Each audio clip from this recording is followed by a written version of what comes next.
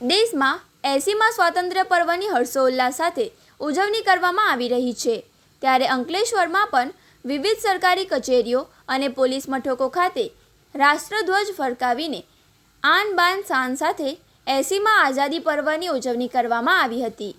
અંકલેશ્વર નગર સેવા સદન કચેરી ખાતે પાલિકા પ્રમુખ જિજ્ઞેશ અંડાળિયાના હસ્તે સન્માનપૂર્વક ધ્વજવંદન કરવામાં આવ્યું હતું.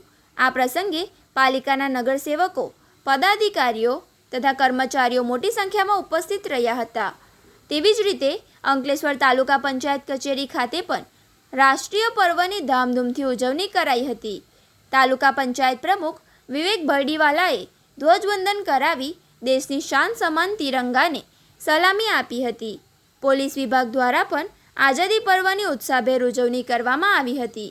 અંકલેશ્વર ડીવાયએસપી કચેરી ખાતે ડીવાયએસપી ડૉક્ટર કુશલ ઓઝાના હસ્તે રાષ્ટ્રધ્વજ લહેરાવવામાં આવ્યો હતો, જ્યારે અંકલેશ્વર એ ડિવિઝન પોલીસ સ્ટેશન ખાતે પીઆઈ પીજી ચાવડાએ ધ્વજવંદન કરાવ્યું હતું.